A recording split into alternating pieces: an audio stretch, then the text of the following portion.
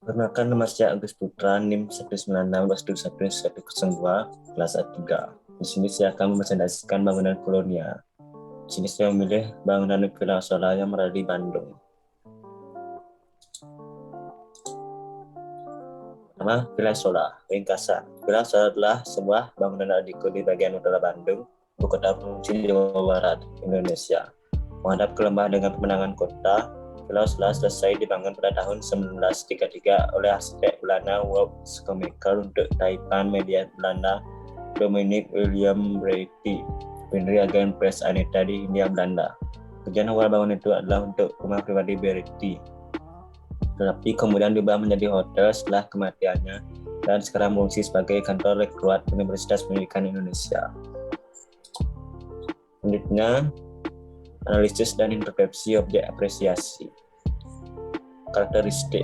Villa Sola menerapkan tendensi horizontal dan vertikal yang ada pada arsitektur India yang banyak berpengaruh pada candi-candi di Jawa. Hal ini terlihat pada unsur simetris yang kuat yang akan terlihat jelas pada denah bangunan, serupa dengan unsur simetris kosmik pada bangunan candi.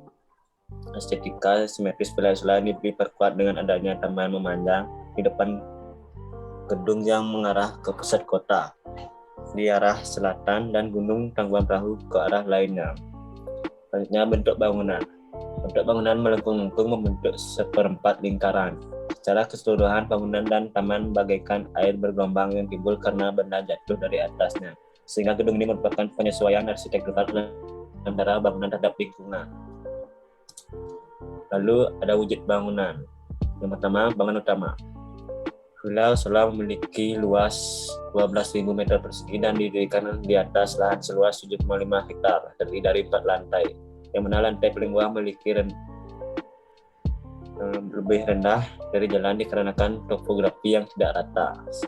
Bangunan utama Villa Sola memiliki bentuk yang unik dengan warna yang sederhana jika dilihat dari kejauhan. Bangunan ini memiliki ukuran yang sama antara bagian bangunan. Selanjutnya, denah Villa Sola. Ya, gambar di atas merupakan denah Villa Sola. Bangunan ini juga dilengkapi dengan taman-taman yang terletak di sisi utara dan selatan bangunan. Salah satu sudut bangunan ini dirancang menghadap salah satu pemandangan alam yang ada di kota Bandung, yaitu Gunung Tangkuban Perahu.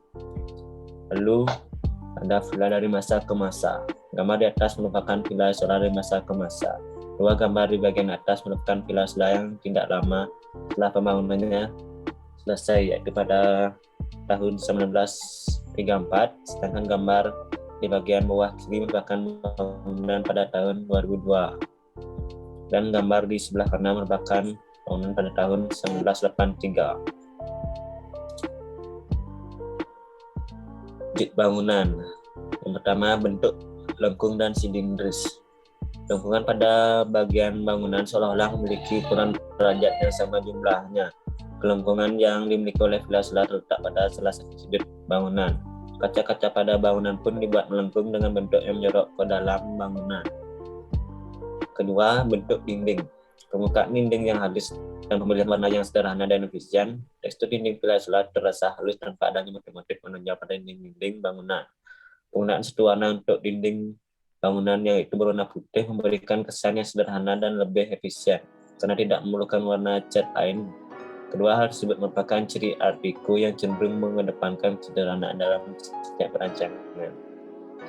Yang ketiga, ada elemen-elemen lokal.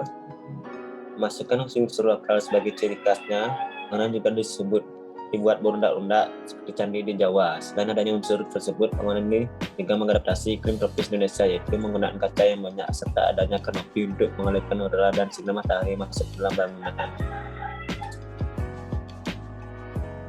Selanjutnya, apresiasi proses.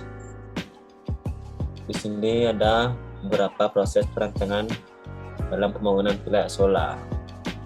Dalam proses perancangan Villa Sola, komposisi dilakukan dengan teknik kolase, yaitu layering, merupakan pilih denah, identitas arsitek Indonesia dan klien, serta menyandingkan bentuk fasad Villa Sola yang menjadi ornamen yang menonjol di sekitarnya.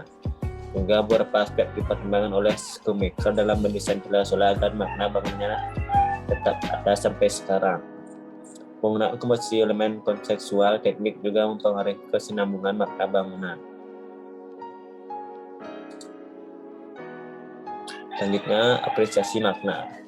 Villa Sola menggunakan bentuk-bentuk streamline dan simetris yang lebih terlihat. Pada Villa Sola, skematikal banyak memadukan beberapa arsitektur tradisional dengan modern dalam bangunan ini. Secara konsisten, villa ini menerapkannya mulai dari kesatuan dengan lingkungan, orientasi kosmik arah selatan, bentuk pemanfaatan sinar matahari untuk mendapatkan efek bayangan yang merindah bangunan.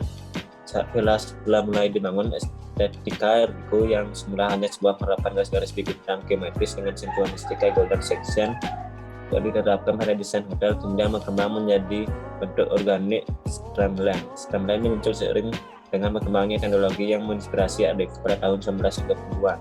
Sebelumnya akhirnya lima ini mulai pudar pada awal perang dunia kedua.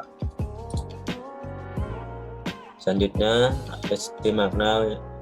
Yang pertama ada peristiwa. Filosofi tradisional Jawa percaya bahwa orientasi suatu bangunan harus di utara selatan, terus menghadap gunung, air atau laut, yaitu dianggap suci. Villa Sola dibangun menghadap gunung Tangkuban Perahu yang diyakini sebagai disekarangkan oleh masyarakat Sunda sekarang. Beberapa taman telah berubah fungsi sebagai taman tetap urus semu utara selatan, namun menjadi taman umum agar orientasi semuanya tetap kontinu. Yang kedua ada space, bangunan merupakan lebih dekat ke utara mengarah ke gunung Tangkuban Perahu untuk mendapatkan keindahan panorama dan menjadi latar belakang Villa Sola yang juga sebagai taman menonjol dari lingkungan sekitar. Lembang menjadi bagian pada penduduk daerah, jadi pohon dan bangunan sekarang menggantikan pemandangan ke arah gunung sebagai monumen yang menonjol dari sekitarnya. Selanjutnya ada waktu. Villa Sola dibangun dengan mempertimbangkan masa lalu, masa kini, masa depan, merupakan generasi gaya modern dan kemudian bertahan bangunan dengan menggunakan zat berarti seiring berjalannya waktu. Ada beberapa tambahan ruang beserta fungsi dan kebutuhannya ruang tapi tetap menyesuaikan bentuk dari seluruh bangunan. Sekian presentasi dari saya. Apabila ada salah kata, saya mohon minta maaf. Terima kasih.